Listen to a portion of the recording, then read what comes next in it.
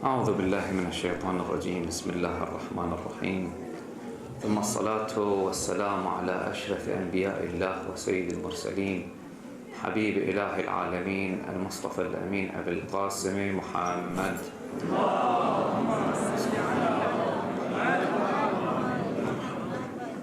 على أهل بيت الطيبين الطاهرين الغر الميامين، لا سيما بقية الله في الأرضين، مهدي هذه الأمة وخاتم الأئمة الحجة بن الحسن العسكري، روحي وأرواح العالمين لتراب مقدمه الفداء. قال الله العظيم في محكم كتابه الكريم: أعوذ بالله من الشيطان الرجيم. بسم الله الرحمن الرحيم. وما أرسلنا قبلك إلا رجالا نوحي إليهم فاسألوا أهل الذكر إن كنتم لا تعلمون. آمنا بالله. صدق الله العلي العظيم.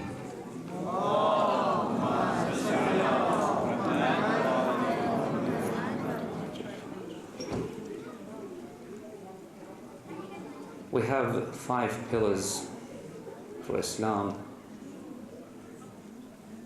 which the 5th one is the issue of conflict between the madhab of Ahlulbayt salawatullahi wa salamuhu alayhim and the other madhab. The imamah is one of the issues that divided the madhab from the start. Ahlul Bayt salawatullahi wa salamuhu alayhim sacrificed a lot to keep the imamah, and the first who sacrificed herself was Fatima al-Zahra salawatullahi wa salamuhu alayha for the imamah of her imam and her husband Ali ibn Abi Talib, Amir al-Mu'mineen salawatullahi wa salamuhu alayhi. And the rest followed. Maytham al-Tammar, Ashab Ahlulbayt salawatullahi wa salamuhum, the Ashab al-Karbala. Ahlulbayt themselves, when you see at the day of Ashura, first the companion of Imam go to protect the Imam, then his Ahlulbayt go to protect him. You know, I heard this from a friend of mine that he's a revert, who said if the Prophet sallallahu alayhi wa alihi wa sallam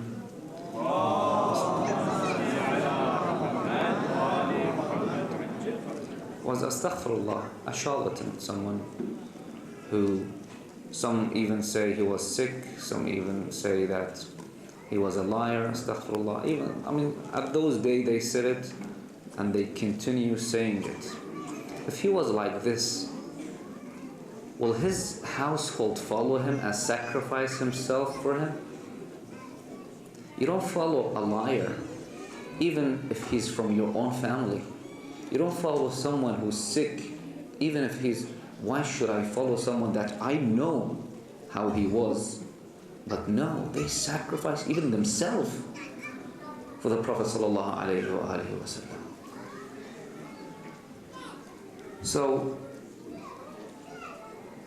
maybe some of them, of course, accept Amir al-Mu'mineen salawatullahi wa salamu alayhi as a 4th Khalifa, and the rest of Imams as ulama. They say their Imam, of course not ma'soom in their opinion. I said it last night here in another language, of course, about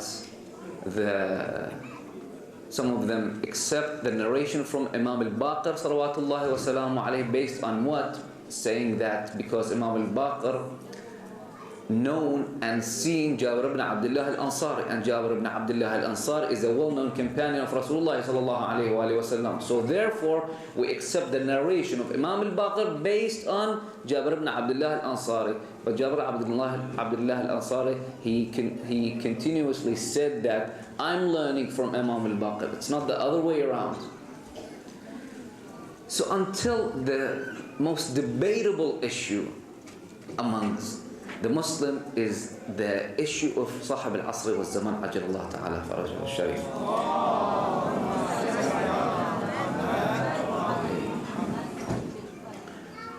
which they have a few questions about this issue. First of all, let me clarify something. With the pillars of Islam, you don't follow a marja. With the pillars, with that there is a God, there is a hereafter, there is He's just, and there is Prophet and Imam. You don't follow a marja. Of course, you ask for guidance. What's your proof that the Imam was ma'soom, for example? What's your proof that he was appointed by the Prophet himself? And of course, one of the ulama is, one of the most notable of them is Sheikh Muhsin al-Amini, the Sahib Kitab Al-Ghadir, Mawsu'at Al-Ghadir. He spent 30 years of his life proving that. I mean, imagine that. Anyway, so we have all that, so you have to go and research this. But with the Imam al-Mahdi, well, they come and say, so, you know, among you, there are scholars, there are well-known people, famous people. How do you follow a 6 years old? He was 5 or 6 years old. How do you follow him? Is that something that an intellectual person does to follow him? Especially for the things that he says that he's appointed by Allah subhanahu wa ta'ala. Well, first of all, it's not the first time. It's not the first time. Isa ala nabina wa alihi wa alayhi afdal as-salatu was-salam, he was, Allahumma salli ala Muhammad wa ala.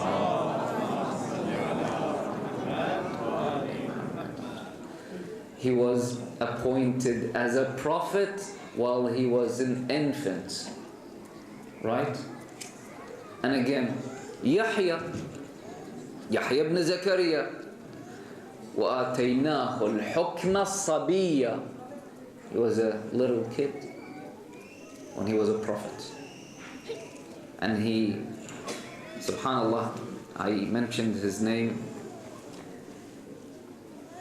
He's very dear to, should be dear to everyone, but especially during the Ayyam Muharram, because he shares something with Abu Abdullah al-Husayn salawatullahi wa salam alayhi. He was martyred and his head been given as a present, like the head of Abu Abdullah al-Husayn salawatullahi wa salam. Anyway, so we have that. Okay, what else? We established something else, that we asked them, like Imam Jawad and Yahya ibn Aktham, a well-known scholar of his time, the head of judicial system, they bring him and say that, ask, go ahead and ask away. If he answers, that shows that he's what? He's the Imam. It's not just that, the intellect maybe, you know, you see maybe some kids like Adam Kirby, not the jockey, the famous jockey, but the Adam Kirby. He's a 2-year-old or 3 years old kid from Britain who started reading when he was 10 months old. 10 months old, imagine that. When he was 2, he was writing and spelling and saying that which color you can make this color and all these things. So you have these geniuses, baby, right? So it's not something unusual. You see it. You see some babies, like maybe not a baby, at 5 years old, who memorized the whole Quran. We have that Sayyid Ali ibn Huda in Iran, that was kind of a miracle. But you see, it happens. But not just that, when he tells you about the ghaib, something that you didn't know or didn't tell anyone, and he tells you about it, so that's another proof. But they say, okay, hold on a second then. You say, we share your opinion about Imam Mahdi, that he will come but he's not born yet. How someone can live more than 1,000 years? Is that even possible? Say, okay, let's go back again to the riwayat and the Quran. Isn't it that our source of religion? So we go back to it. First of all, Nuh ala nabina wa alihi wa alayhi afdal salatu wa salam, Shaykhul Anbiya wal Mursaleen. 950 years he did what? Da'wah. He invited people to Allah subhanahu wa ta'ala, and he didn't get just 80 people. So like every 11 years, just one person probably every 11 years, right? Anyway, just that. And his age was more than that. They say he lived about 2,000 years.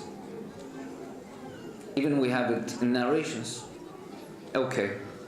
They say, no, he was like 950 years old. And that was a unique case. We say, okay, you have it in your riwayat then. What do we have in our riwayat? The other group. If you heard of someone called Masih al-Dajjal, we even believe in that, in him, that in Akhir al-Zaman he will come. And there is narrations about it in our books, in the Bihar and the Kafi. And we say, A'udhu billah min al-Dajjal, min al-Masih al-Dajjal. In English, they call him what? The Antichrist. In the Sunni narration and other group narration, they have it as what today I was checking if that narration of them is it authentic or not. According to their standard, it is authentic. Several of their scholars authenticated this narration, and they saying that narration on pulpits in front of everyone, telling people about it. Okay, let me tell you the narration. The narration says that a group of Arabs were on a ship. They lost in the sea. They were lost. They found an island. They went inside the island. They saw a weird kind of animal that speaks with hair covering all of his body that they don't know his front from his back. And they were very afraid of it. And he said to them that you're here, so go to that monastery, someone is waiting for you. So they left thinking that it's a kind of a devil. So they went there, sawing someone who is chained.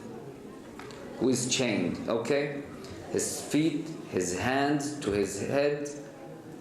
He said to them, who are you? He asked them. They say, we're a bunch of Arabs who lost. And he started asking them about a place in the Sham, in Syria. He said, is it still standing? They said, yes. He said it will be a ruin. And he started saying about the lake of Tabariya, that it will the water will go down. And he asked about our Prophet sallallahu alaihi wasallam.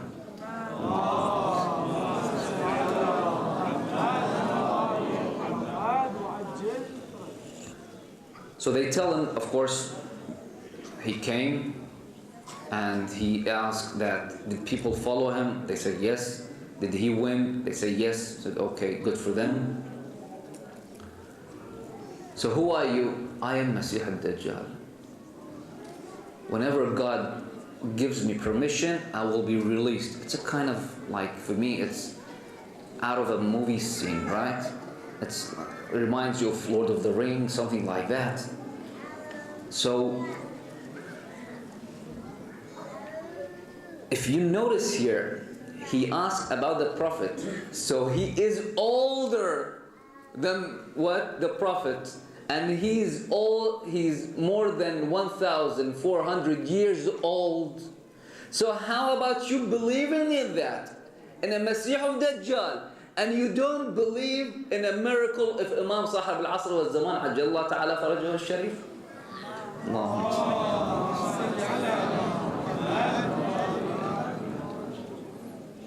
We have books about proving, as Imam Sahib al-Asr wal-Zaman, intellectually should be present. That Allah subhanahu wa ta'ala throughout the history always had someone who is his hujjah. His hujjah. And Sahib al-Asr wa zaman, it is here. Otherwise, there is no point of all of us existing. لولا الحجة لساخت الأرض بأهلها. لولا الحجة. If it wasn't for Imam Sahib al-Asr wa zaman, the earth will be what? Will go down, and everyone with it will disappear.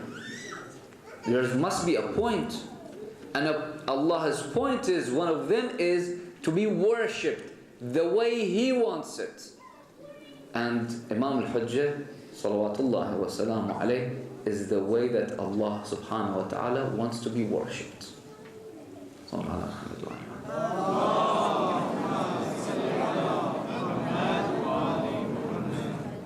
Another question, that okay, he is ghaib, he's an occultation. What benefit does me? What do I get from him being an occultation? I don't see him. Back in the day, when someone wanted to ask Imam something, he goes to the Imam, he asks him, Imam bless him, shows him a miracle. Well, first of all, the authority is not something that we can rely on. The Imam, Amir al-Mu'mineen salawatullahi wa salamu alayhi, apparently he didn't have the authority. He got the authority after what? After the third Khalifa, right? To rule. But he was Imam no matter what. The sun is the sun. No matter what clouds shades it and what things comes in front of it, the sun is the sun. Doesn't matter here. So the Imam is Imam. For the Shia, for the believers, for the one who followed Amir al-Mu'mineen, Imam was their Imam when he was in his house or on the seat to rule this world. For them, it didn't matter.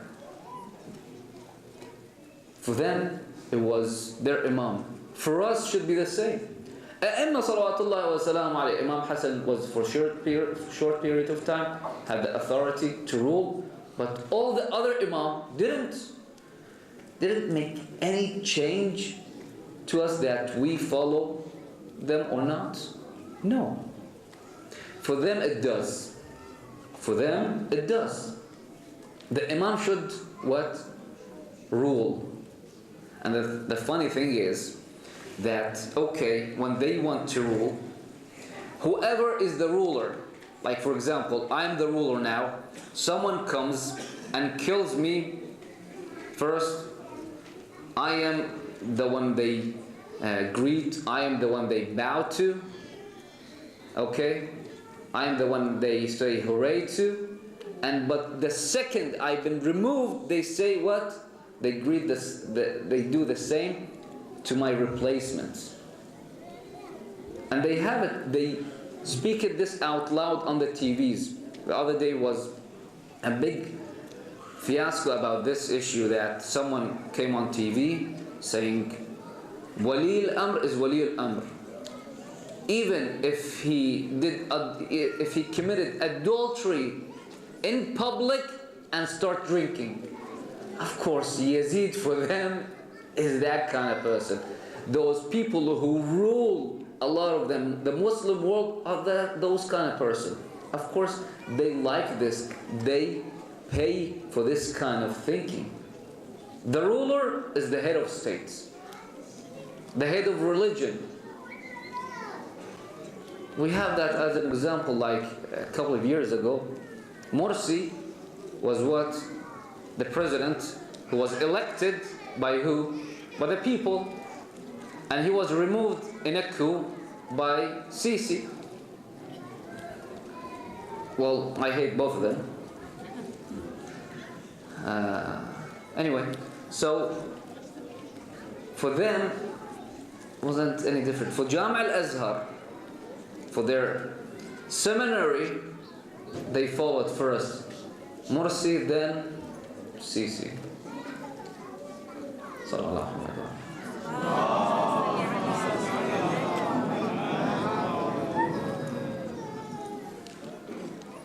So maybe some people say, why not appointing an imam? We choose one. As they supposedly chose the first one, the second one was, you know what? And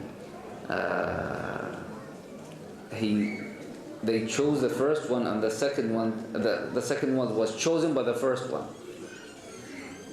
I don't know how that happens. And the second one, he said there's few people that, so it wasn't a democratic thing. But anyway, but Amir Munir salawatullahi wa salam alayhi, people gathered around his house. He was truly elected democratically, right? So the question here is, why not we choose a alim to make him our imam? Why not? Well, here, why not? So many things can go wrong. First of all, you see the elections. Yeah? Someone comes and say, I will do this and I will do that. Once he's elected, he's not gonna do what he promised. A lot of people, would you 100% know that even, you know, it's not just them having this kind of thought, is the people back in the day in Quran, when Allah subhanahu wa ta'ala chose our Prophet Muhammad sallallahu alayhi wa alihi wa sallam to be the last prophet.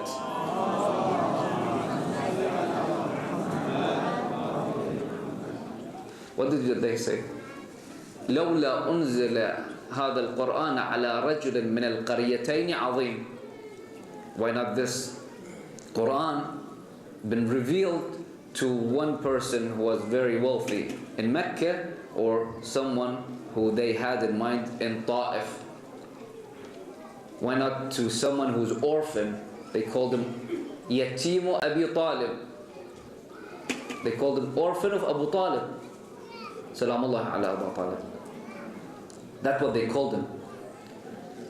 But Allah subhanahu wa ta'ala knows best. Allah subhanahu wa ta'ala, He the one who chooses.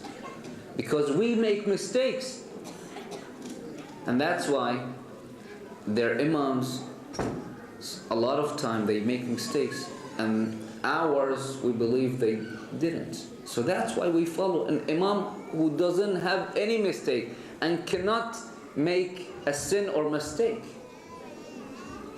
Because the humans always, when they choose based on wrong things. Like, for example, I think Hitler was chosen by the Germans, and we saw the results.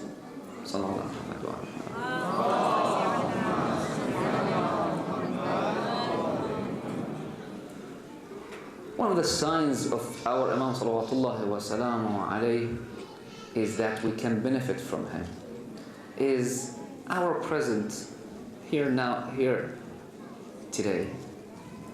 We being here, the Shia growing in the world, is a clear sign that someone is watching over us. How much they killed Shia. For example, a story from the day of Harun al-Rashid alayhi la'inullah.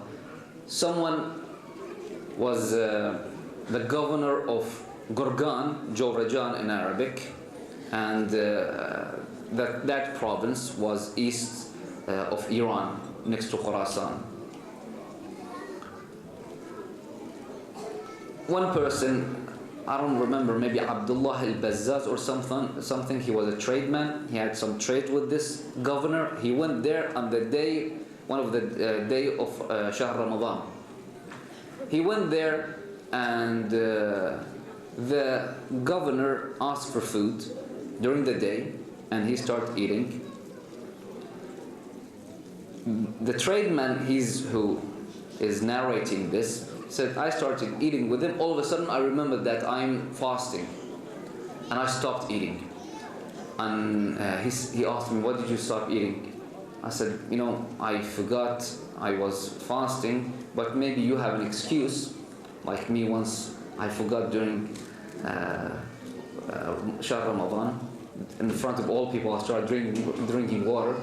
Anyway, so he said, maybe you were sick, or maybe you forgot, or whatever, you have maybe your reason. I said, no, I don't. But no matter what I do, I will surely go to hell. So I might well like enjoy my life now. He said, why is that? Why you are so sure that you're gonna end up in hell? He said, one day Harun Rashid called me in the middle of the night, called me to come and to see me. And I went to him. He said, how loyal are you to me? I told him, well, I will sacrifice myself for you. He said, okay, go. I went back home. He called me up again. I came and he said, how loyal are you to me? I told him, I sacrificed myself and my family for you. He said, okay, go. He sent for him the third time, asking him the same question. He replied, I will sacrifice myself and my family and my religion for you. My religion for you. He said, okay, go with this guy, go with my servant, do whatever he asks you for to do. He said, I went to a house with 3 doors on the sides with a well in the middle. Opened one door, so chained people, old, young. They were all the descendant of the Rasulullah sallallahu alayhi wa sallam.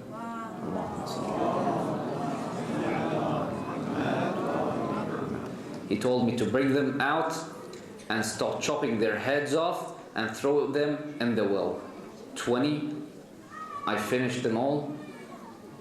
The second door, same, 20 other people did the same, until the third door, 20, until the 20th person was an elderly man. He looked at me and said to me, what do you gonna have to say to Rasulullah sallallahu alayhi wa sallam at the day of judgment? At the day of judgment, that you killed 60 innocent sons of his. 60. And now I am sure that I'm going to hell. So I might as well enjoy it. But now there's about 30 million Sayyid throughout the world. About 30 million, imagine that. And no one can be proud of saying, oh, I'm Abbasi, or oh, I am an Amawi. If that not the barakat of Sahib al-Asri was Zaman Ajjalallah Ta'ala Farajuh al-Sharif, I don't know what is.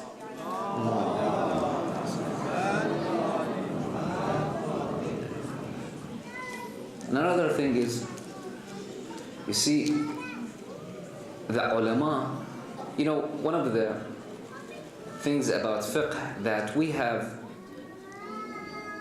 discuss the usul of sharia, the usul of fiqh, not usul, we discuss the fiqh, but when ulama, the scholars, are all agreed upon one issue, if someone has a different opinion with them, he will be very careful of saying or contradict them. Why? The reason? Because he says that for all these years they had this opinion, and Sahib al-Asri wa Zaman definitely had something to do with that, so I am very careful of saying anything that contradicts it. And Sahib al-Asri wa Zaman definitely have something to do with that. And besides, we don't need someone to be present to follow him. We don't see a lot of people, a lot of scholars. Which one of you So his marja up close, a lot of people follow their marja, which we have to follow a marja. Unless you are a mujtahid, that's a different story. I don't think anyone in this majlis is a mujtahid, unless someone I don't know. So you need to follow a marja. And is it necessary for you to love this marja and to participate in his fawatih or do what he asks of you to do, for you to just, seen him, to know he's there? No. You benefit from him. You benefit from his order. What's the difference of Sahib al-Asr wal-Zaman? That's the benefit we can get from Sahib al-Asr wal-Zaman. Sayyid al-Sistani, other maraja in Iraq, when they issue a fatwa for all these young men and old men to go to do jihad against ISIS, about 3 million people. Do you think all these 3 million people have seen their maraja? Maybe just on TV or just their pictures. A lot of them never even heard what? Their voice. But subhanAllah, they have these connections with them. If that not Allah's doing, and if it's not what Sahib al-Asr wa Zaman is watching over those maraja, I don't know what is. Sallallahu alaihi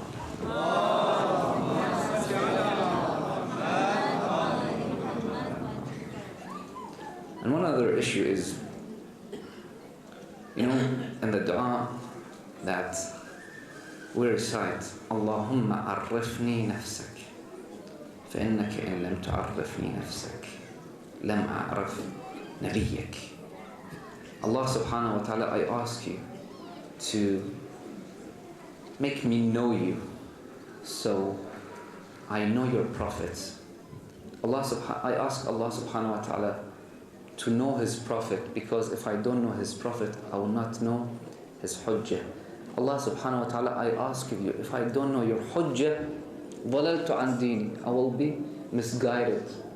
I will be totally misguided. So here's the question. They have, we have this narration, مَنْ لَمْ يَعْرِفْ إِمَامَ زَمَانِهِ مَاتَ مِيتَةً جَاهِلِيَّةً. Who doesn't know his Imam, he will die a death of ignorance, a death like before Islam, the people who were not Muslim. The other school of thought, they have a similar narration. What they say is, Sallallahu ala Muhammad wa ala Muhammad.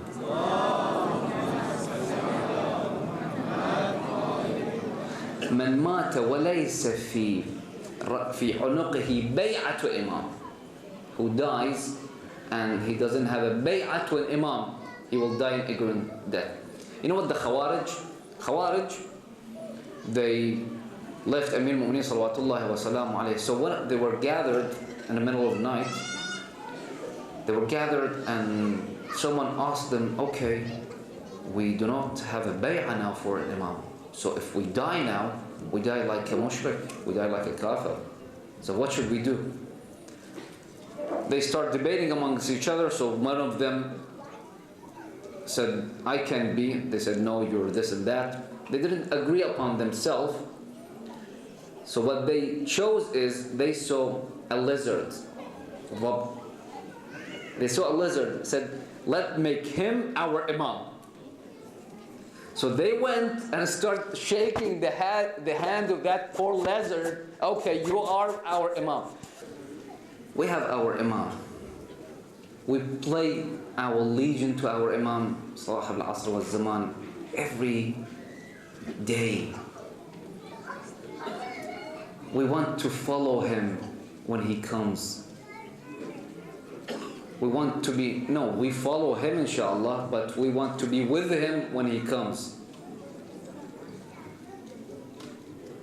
We have this narration. It's a recommended thing to do each morning, to do the Dua al-Ahd, to pledge your allegiance to Sahib al-Asr wa Zaman, salawatullahi wa salamu alayhi.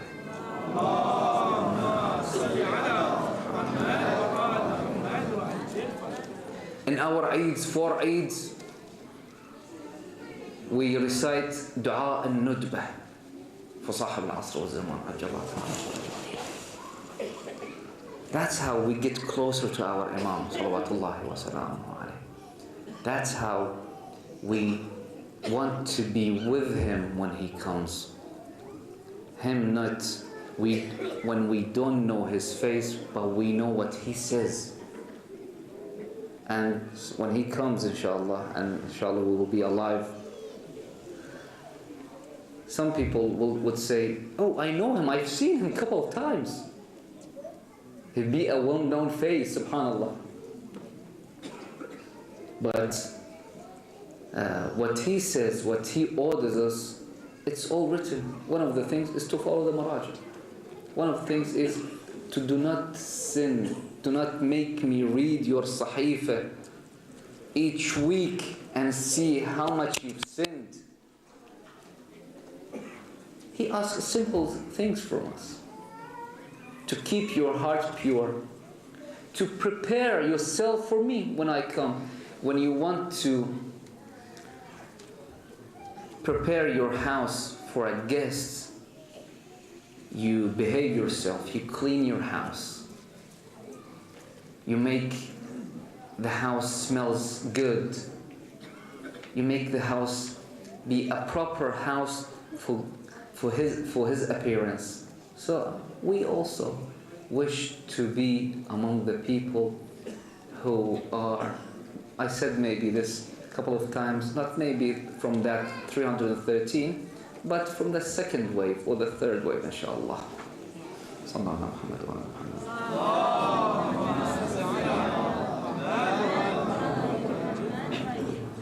One of the things is we have in the dua, أنك إمام مفترض الطاعة, that I know that I should follow you. We say this in the Mashhad al-Rida next to Imam Rida salawatullahi wa salam alayhi. And the same goes for the Imam. You see the greatness of Sahib al-Asr wa Zaman, you notice it by the Dua al-Nudbah is narrated from Imam al-Sadiq salawatullahi wa salam alayhi. Imam al-Sadiq once his followers come and see him crying, weeping his eyes out. What are you crying for? Crying for Sahib al-Asr wa Zaman. If I was to be alive during his lifetime, I would have been a servant to him. Imam al-Sadiq says that for Imam Sahib al-Asr wa Zaman. So we know how great Sahib al-Asr wa Zaman, inshallah, is. And that will brings us a few steps at least closer to Sahib al-Asr wa Zaman. And one of the things that brings us closer to Sahib al-Asr wa Zaman, participating in this majalis of his father, of his grandfather, Abi Abdullah al-Husayn salawatullahi wa salam. You know, in Farsi and in Arabic they have this word, they say ihya, dhikra Abi Abdullah al-Husayn, commemorate. But ihya means to make something alive, to keep it alive, right? You know, they are who are keeping us alive, our hearts alive. Not the other way around. Our hearts, it sometimes get like a stone, becomes like a stone, or like an iron with the, what do you call that? You need to polish it from time to time. So we need to polish our hearts with the present to come to Majalis of Abi Abdullah al-Husayn, to commemorate Abi Abdullah al-Husayn, because we are loyal to Sahib al-Asr wa Zaman, to his grandson. Ajjalullah ta'ala farajahu sharif.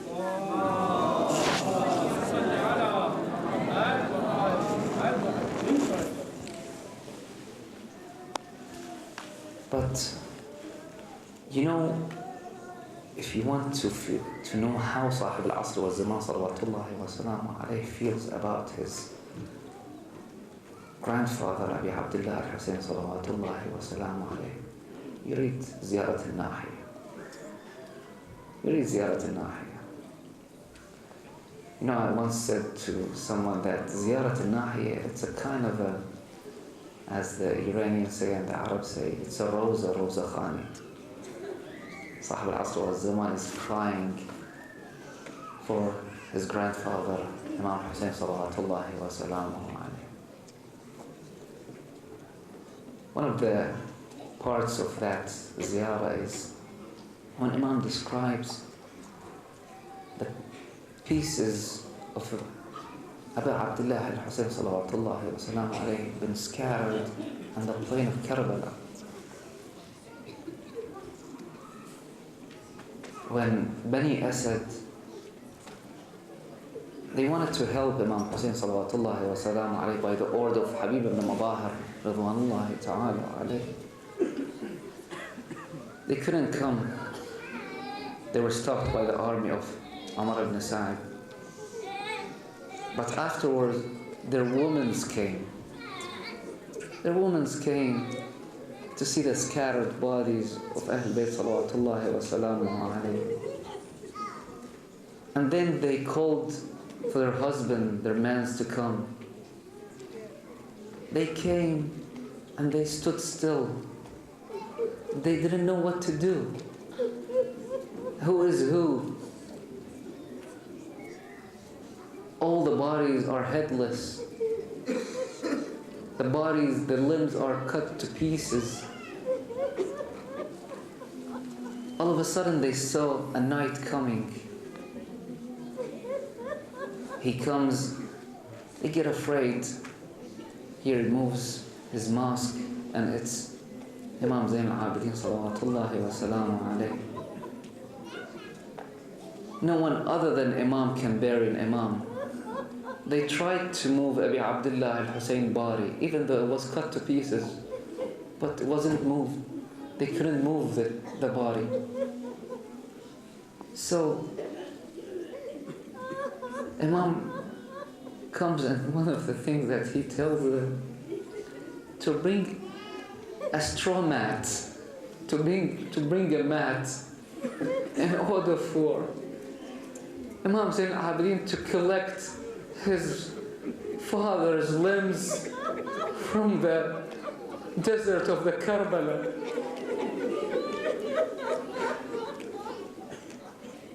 One part is over there, one part he goes and picks up a small piece of Abi Abdullah al-Hussein's finger that's been cut off. He put it on that mat. And they say, "Oh, Ibn Rasulullah, let us help you." And he says, "No, Rasulullah and my father Amir al-Mu'mineen are helping me. The angels are helping me." But when he brings down the Abu Abdullah in his resting place, he goes and brings another small body. Imam Hussein tells him to bring the body of my infant child, Ali al-Azra, and put it on my chest.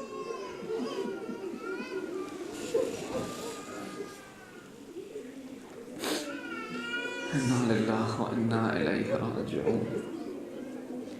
وسيعلم الذين ظلموا آل بيت محمد أي منقلب سينقلبون والعاقبة للمتقين. اللهم إنا نسألك وندعوك باسمك العظيم الأعظم الأعز الأجل الأكرم. يا الله يا الله يا الله يا الله يا الله يا الله يا الله يا الله يا الله يا الله يا الله. اللهم عجل ثم قرب في فرج صاحب العصر والزمان. اللهم اجعل فرجنا مع فرجه. اللهم انصر الإسلام والمسلمين واخذل الكفار والمنافقين واجعلنا في أوطاننا سالمين غانمين منتصرين. شافي مرضانا، فك قيد أسرانا، وإلى من رحل من جمعنا هذا وإلى شيعة أمير المؤمنين والشهداء منهم خاصة نهدي لهم ثواب سورة المباركة الفاتحة مسبوقة بالصلاة على محمد وآل محمد.